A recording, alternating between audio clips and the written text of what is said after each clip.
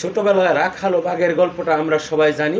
রাখাল প্রতিদিনই বলতো বাঘ বাঘ বাঘ, আর প্রতিদিন মানুষ এসে দেখতো সেখানে কোনো বাঘ নেই। এইভাবে যখন রাখালকে একদিন সত্যিকার অর্থে বাঘে আক্রমণ করলো, সেদিন তার চিৎকারে কেউ আসেনি। এই গল্পের দ্বিতীয় অংশটা আমরা জানি না, আজকে সে কথাই আপনাদের সামনে বলবো। তার আগে আমি আমার পরিচয়টা দিয়ে নিচ্ছি।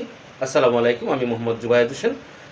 এই মুহূর্তে যে বা যারা দেশ এবং দেশের বাহিরে থেকে এই ভিডিওটি দেখছেন, তাদের প্রত্যেকেই জানাচ্ছি আন্তরিক শুভেচ্ছা এবং অভিনন্দন। প্রিয় বন্ধুরা, আমরা ছোট সময় একটা গল্প শুনেছি যে এক রাখাল যখন বনে বা মাঠে গরু চড়াচ্ছিল, তখন সে প্রতিদিনই মানুষকে হতভম্ব করার জন্য, অবাক করার জন্য বলতো বাঘ বাঘ বাঘ, আমাকে বাঘে ধরেছে। কিন্তু মানুষ যখন তাকে সাহায্য করতে আসতো, দৌড়িয়ে আসতো, তখন দেখতো যে না, সে মিথ্যা কথা বলছে, আসলে তাকে বাঘে আক্রমণ করেনি। এইভাবে একদিন সত্যিকার অর্থেই বাঘ এসে সেই মাঠে হামলা করলো এবং রাখালটিকে যখন হামলা করলো, রাখাল প্রতিদিনের মতো বলতে লাগলো বাঘ বাঘ বাঘ। কিন্তু সেদিন ওই রাখালের ডাকে আর কেউ আসলো না।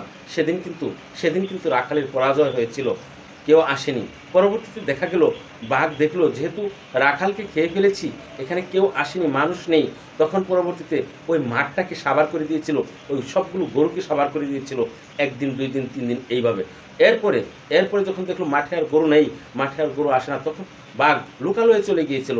সেখানে মুরগি থেকে শুরু করে মুরগি, ছাগল, গরু যা ছিল সব কিছু তছনছ করে ফেলছে। এইভাবে ওই গ্রামের মানুষদের ভয়ভীতি কাজ করতে শুরু করলো, এখন তো মানুষ খাওয়া শুরু করে দিবে। তো গল্পের মূল অংশটা, মূল থিমটা হচ্ছে এই, যে আসলে আমরা যদি মানুষের বিপদের কথা শুনে না যাই, পরবর্তীতে এই বিপদটি কিন্তু আমার ভাগ্যেই ঘুরে ফিরে চলে আসতে পারে। রাখালের ক্ষেত্রেও ঠিক তেমনটি ছিল।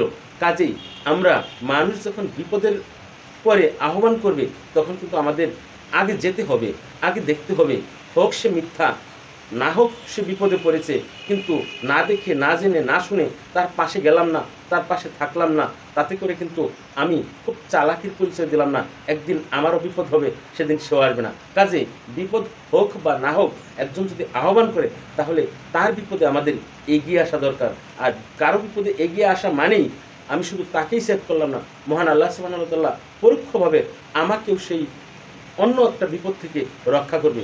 আমরা যদি বাঘ এবং রাখালের এই গল্পটি থেকে শিক্ষা না নিই, তাহলে আমরাও আমাদের জীবনে কিন্তু এই ধরনের অনেক বিপদের সম্মুখীন হব, যে বিপদে হয়তো আমরাও কারো কোনো সহযোগিতা পাবো না। কাজেই আসুন আমরা বিপদকে যাচাই বাছাই করে তারপর না গিয়ে আগে বিপদের আহ্বানে ডাক দিলেই আমাদের আগে ঝাঁপিয়ে পড়তে হবে। ধন্যবাদ।